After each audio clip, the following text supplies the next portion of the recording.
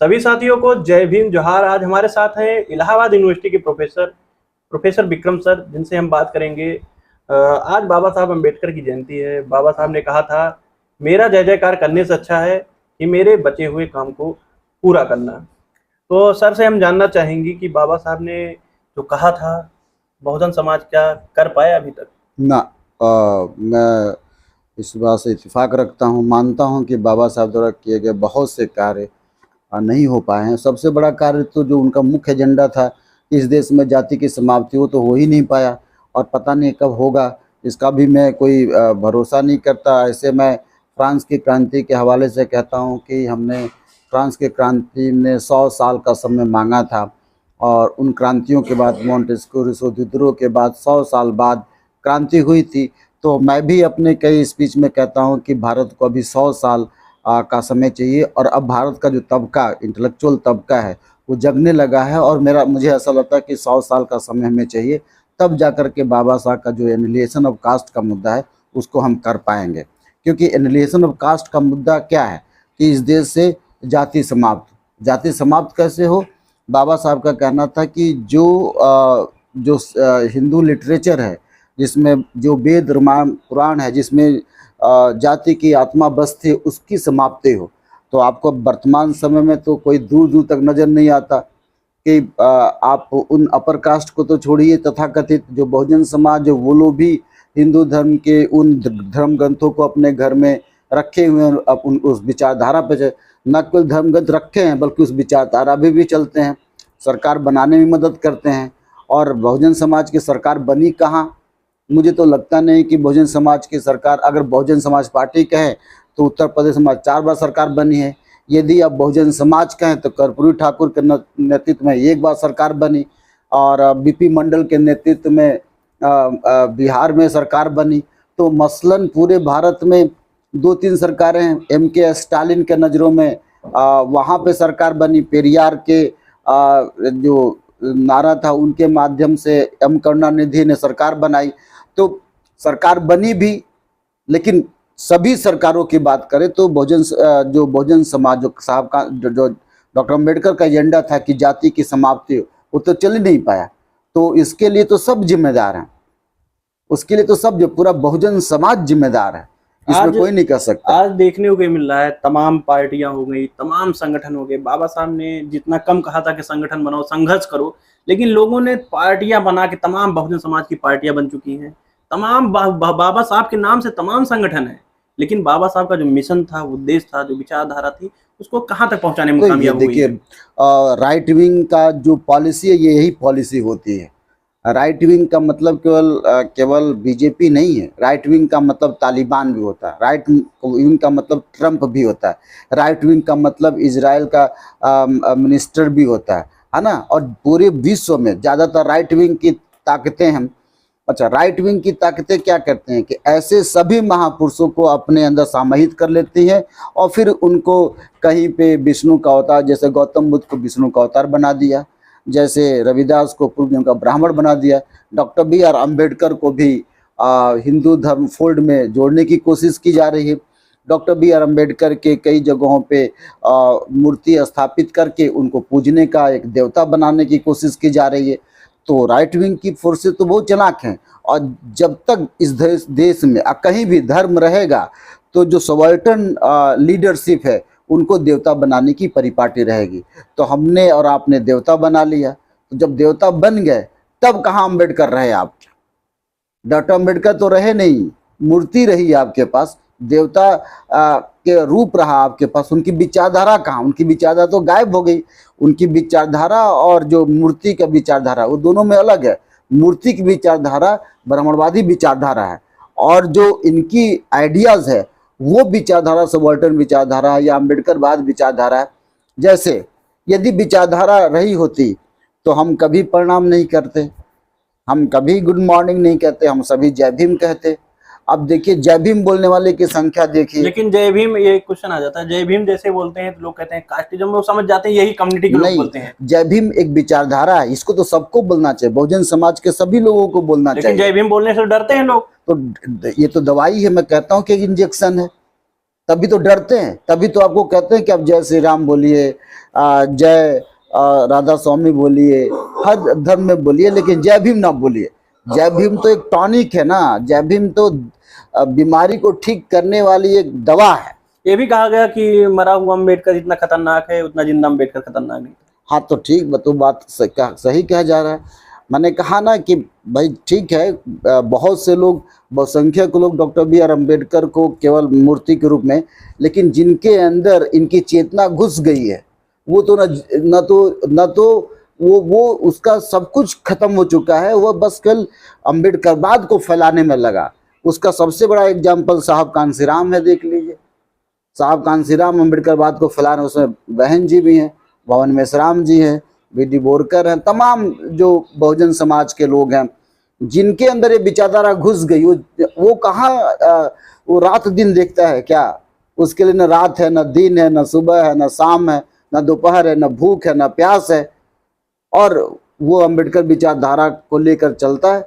एक ही किताब पढ़ी थी ना डॉक्टर साहब कांसीराम ने, और बहुजन समाज पार्टी खड़ा कर दी, इसी बात पे खड़ा कर दी। क्वेश्चन आता सर, किताबों की आपने जिक्र किया कि मानवर काशीराम साहब ने बाबा साहब की एक ही किताब पढ़ी है, एलिशन ऑफ कास्ट, जो भी उनको रिकमेंड किया गया दीना भाना जी द्वारा कि आपको ये किताब पढ़नी चाहिए।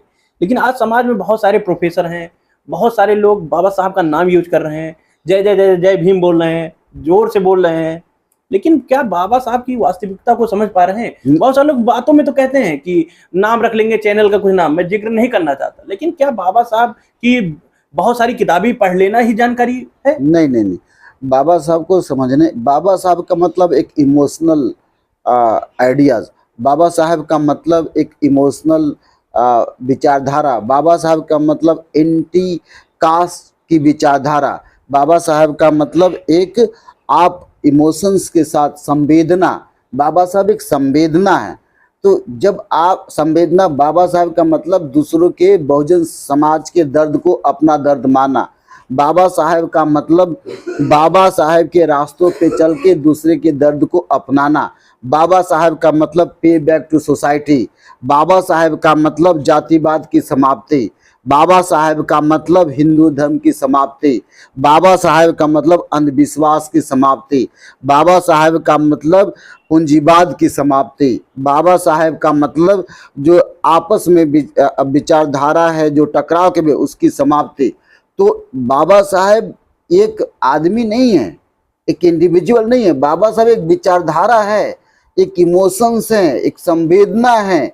जिस दिन बाबा साहब को आप समझेंगे, आपका कोई दुश्मन नहीं रहेगा, सब आपके दोस्त हो जाएंगे, और उन लोगों को पहचानने भी आपको आ जाएगा कि आपका अपना कौन है, आपका पराया कौन है। तो सबसे बड़ी बात, आप जानते ही नहीं, तभी तो जिस दिन आप जान जाएंगे उस दिन आपको समझ में आएगा कि आपका दोस्त कौन है और दुश्मन क्या। आप जिस दिन आप जान जाएंगे उस दिन आप समझ जाएंगे कि हमको साथ किसकी कहाँ खड़ा कहाँ नहीं। जिस दिन बाबा साहब को जान जाएंगे उस दिन यादव चमारों को डंडा लेकर दौड़ा कर नहीं मारेगा।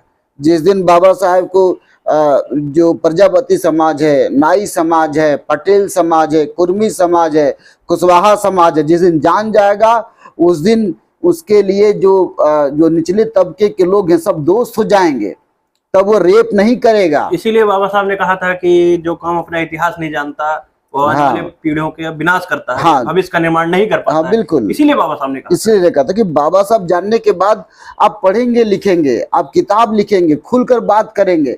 हम लोग तो डरते हैं, खुल के बात करने में डरते हैं, किताबों में लिखना नहीं चाहिए। और मैं बार बार कहता हूँ कि बाबा साहब का डिटेल्स ऑफ हिंदुइज्म पढ़िए, बाबा साहब का एनालिसिस ऑफ कास्ट पढ़िए, बाबा साहब का कास्ट इंडिया, कितना खुलकर बातें कहते हैं, कितनी खुलकर पहचान बताते हैं कि आप कौन, हम कौन, आपकी विचारधारा क्या, मेरी विचारधारा क्या। तो आपके बहुजन समाज के लोगों को लगता है कि वो तो मरेंगे है ही नहीं, वो तो लिखा के आए हैं ब्रह्मा जी से कि उनका तो अमर है। मरना तो तब सबको तय है, मरना। देखिए फिर भी तो डरते हैं।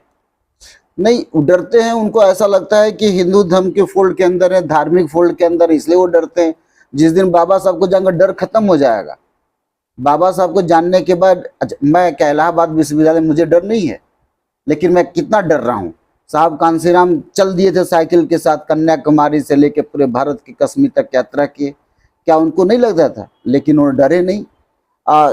जितने भी महापुरुष का नाम लीजिए, कबीर का नाम लीजिए, है ना। कबीर का नाम, कबीर तो दोनों लोगों को हिंदू मुसलमान दोनों के बारे में कह रहे हैं। तो जिस दिन विचारधारा से आप परिचित हो जाएंगे उस दिन आप दहाड़ेंगे, आपको डरना नहीं है।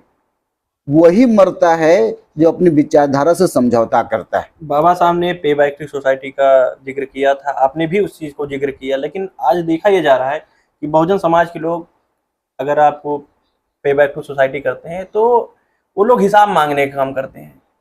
नहीं, तब वो बाबा साहब को नहीं जानते। बाबा साहब का मतलब थोड़ा है कि आप हिसाब के, पे बैक का मतलब नहीं है हिसाब किताब करना।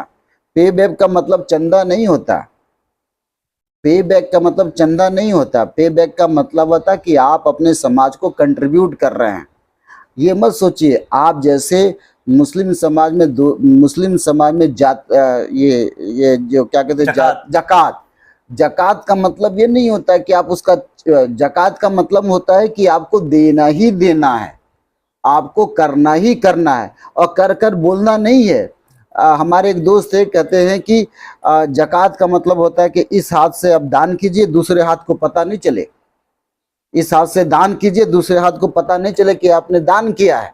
तो पे बैक का मतलब होता है कि यदि मैं विवेक को कुछ पैसा दे रहा हूं तो उसको कुछ ना पता चले, और आपको समाज में कर जाना है। आपको एहसास नहीं कराना कि पैसा दें फिर हम फोटो खिंचवा लें और प्राइम मिनिस्टर को दिखा दे कि देखो मैंने 10 करोड़ रुपया दिया है ना। फोटो खिंचाने का नहीं पलना चाहिए कि हमने चेक के साथ चेक दिया और फोटो खिंचा रहे हैं। साथियों, सर ने जो बातें बताई पे बैक पे मैं भी कुछ बातें कहना चाहता हूँ। जिनको अधिकार नहीं था, जो सड़े हुए जानवरों के मांस खाने पर बेबस थे, कुत्ते से लड़ाई लड़नी पड़ती थी मरे हुए जानवरों के मांस खाने पे, बाबा साहब ने उन लोगों के तन पर महंगे कपड़े, महंगी गाड़ियां, आज मर्सिडीज जैसी गाड़ियों पे बहुजन समाज के लोग चल रहे हैं। लेकिन अगर उनके पास आप जाइए कि समाज का कोई संगठन, क्योंकि सामाजिक आंदोलन चले बिना, क्योंकि तमाम हमारे महापुरुष कहते थे कि आपकी राजनीति चल रही है या नहीं चल रही है उसको अलग रखना चाहिए, पे बैक को आप जकात बनाइए। समाज का जो काम है उसको करना पड़ेगा। उसके लिए समाज के लोगों को आगे आके, आपको समाज का जो भी कोई भी व्यक्ति अगर समाज के आंदोलन को आगे बढ़ा रहा है तो उसको मदद करनी चाहिए पे बैक टू सोसाइटी। लेकिन 5% नहीं देते कोई लोग। मैं कह रहा हूँ पे बैक को जकात की तरफ देखना पड़ेगा। मैंने आपको पे बैक करना ही करना, यदि अम्बेडकर बात को समझे हैं तो। यदि अम्बेडकर बात को नहीं समझे हैं तो आप इस बात पे बैक को ही नहीं समझ पा रहे हैं। लेकिन इस समय तो देखा जा रहा है फर्जी अम्बेडकरवादी जो होते हैं उन्हीं को सब महामहिम मान लेते हैं। तो ठीक है, फर्जी अम्बेडकर बात से इसलिए तो समाज में सुधार नहीं हुआ, क्योंकि वो लोग जोर जोर से जय भीम बोलते हैं ना, तो लगता है कि यही तो है अम्बेडकरवाद। तो इसलिए तो समाज का सुधार नहीं हुआ दोस्त। समाज का, मैं बार बार कहूँ, समाज का सुधार का मतलब है कि आप समाज के संवेदना में कितना समाहित है, आप कितना। अम्बेडकर का मतलब हिस्ट्री नहीं है, इमोशनल हिस्ट्री है। अम्बेडकर का मतलब पॉलिटिकल साइंस नहीं, इमोशनल पॉलिटिकल साइंस है, समाज शास्त्र है, दिल से दिल का समाज शास्त्र है। समझना पड़ेगा, आंसू बहाने पड़ेंगे, पढ़ करके केवल परीक्षा में पास होने के लिए नहीं है, वो उसके साथ अपने दर्द को जोड़ने की बात है। यदि आप दर्द को नहीं जोड़ पाएंगे तो अम्बेडकर बात नहीं समझ पाएंगे। जी। अम्बेडकर बात समझने के आपको उसके दर्द को समझना पड़ेगा, तभी पे बैक भी कर पाएंगे।